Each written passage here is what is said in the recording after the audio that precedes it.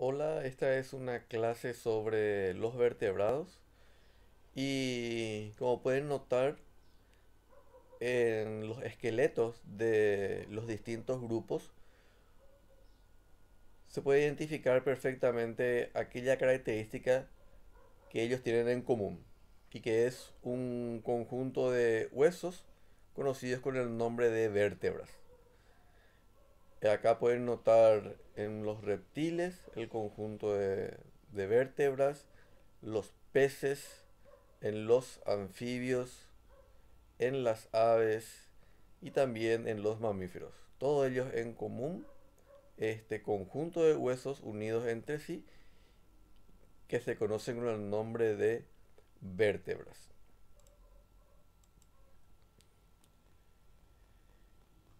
En el ser humano, las vértebras son de distintos tipos, pueden ser cervicales, torácicas y lumbares. Y lo más importante de la función que cumplen estas vértebras es poder alojar en su interior a un conjunto de nervios que se conoce con el nombre de la médula espinal y que conectan el cerebro con las distintas partes del cuerpo.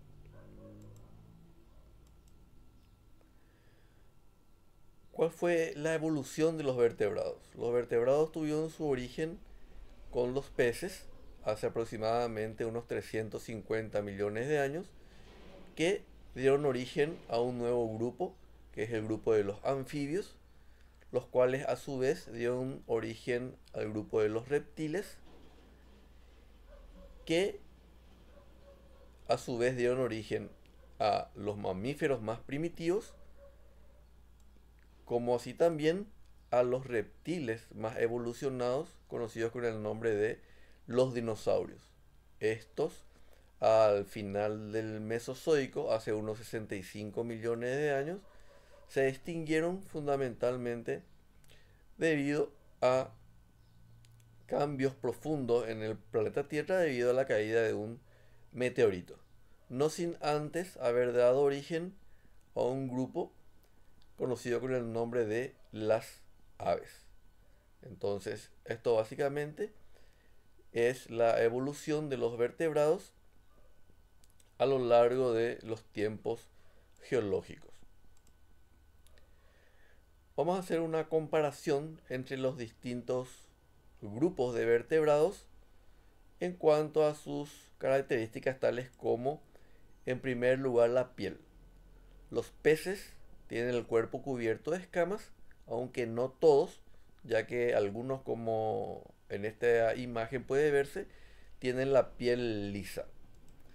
Los anfibios, sin embargo, no poseen escamas y su piel es lisa y húmeda.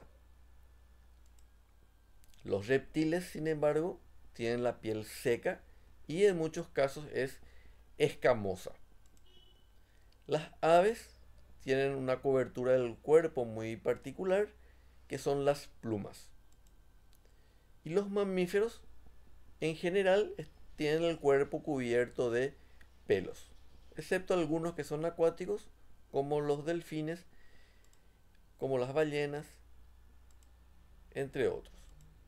Ahora comparemos a los vertebrados en relación a su locomoción. Los peces nadan ayudados por unas estructuras llamadas aletas. Los anfibios saltan o caminan, algunos de ellos, con sus patas. Los reptiles en general caminan, aunque los que no tienen patas, como es el caso de las serpientes, reptan. Las aves se caracterizan por ser en su mayoría voladoras gracias a una estructura llamada alas, aunque algunos, como el avestruz, no tienen capacidad de volar y los pingüinos también tienen una forma peculiar de desplazarse en el agua, ayudado de estas estructuras, pero más bien nadan o solamente caminan. Los mamíferos, por su parte, en general caminan, corren, algunos, sin embargo, vuelan y otros, como ya habíamos mencionado antes, los delfines, ellos nadan. Entonces, eso en cuanto al sistema de locomoción. En cuanto a la respiración, los peces respiran por unas estructuras llamadas agallas, que les permite ese intercambio de gases. Los anfibios respiran de una manera peculiar, ya que cuando son jóvenes en forma de renacuajos, ellos respiran por branquias, pero luego sufren una metamorfosis y respiran por pulmones. Los reptiles respiran por pulmones, similar a las aves que también respiran por pulmones, aunque estas tienen unas estructuras especiales llamadas sacos aéreos. Y los mamíferos tienen desarrollado un buen sistema pulmonar con distintos alveolos que pueden realizar ese intercambio de gases de una manera muy eficiente. Vayamos a la parte de la circulación, especialmente a lo que hace el corazón. Los peces tienen una sola cavidad, es decir, una aurícula o un ventrículo ampliamente comunicados entre sí, un corazón bastante simple. En los anfibios ya puede notarse que ese corazón está dividido en tres cavidades, que es la aurícula izquierda, la aurícula derecha y un ventrículo. Solo tres cavidades. Al igual que los reptiles, que también tienen tres cavidades. Las aves, sin embargo, ya tienen un corazón más desarrollado con cuatro cavidades, dos aurículas y dos ventrículos, y los mamíferos con un corazón también de cuatro cavidades. Acá puede verse perfectamente esa diferencia entre las cavidades. En cuanto a la reproducción, los peces tienen una fecundación externa, es decir, la hembra expulsa los huevos, el macho expulsa espermatozoides y estos se unen fuera del cuerpo, dando origen a los huevos que quedarán en el fondo del lago, del arroyo o de un río o del mar. Los anfibios, por su parte, también son ovíparos, fecundación externa, perdón. Ellos, en este caso, el macho muchas veces presiona el vientre y expulsa los óvulos de la hembra y él expulsa los espermatozoides. Y sufren una metamorfosis en donde dan origen primero a renacuajos y luego a los adultos. Acá, perdón, es fecundación externa. Los reptiles tienen sí acá una fecundación interna e inclusive ellos muchas veces poseen una estructura similar al pene en los machos para facilitar la fecundación y eh, son ovíparos, ponen huevos en su mayoría. Las aves tienen una fecundación interna, el macho no posee un pene, pero sí conectan o unen los orificios para que pueda pasar los espermatozoides del macho a la hembra. En este caso puede notarse como luego de la fecundación se realiza la puesta de los huevos, posteriormente se produce la eclosión y surge el llamado polluelo.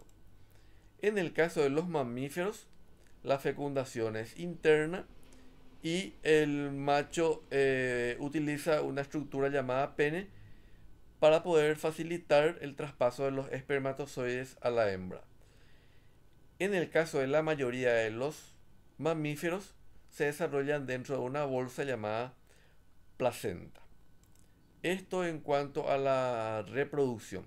En cuanto a la clasificación, los peces se clasifican en los que no tienen mandíbula, que son muy raros, y luego los que sí tienen mandíbula y se clasifican en los cartilaginosos, como por ejemplo los tiburones, las rayas, y luego los que sí tienen un esqueleto óseo, que a su vez se clasifican según sus aletas.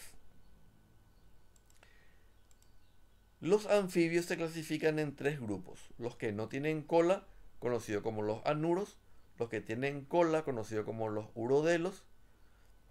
Ahí se encuentran las salamandras, los tritones; entre los anuros, los sapos, las ranas; y luego están los que no tienen patas, que se conocen con el nombre de ápodos.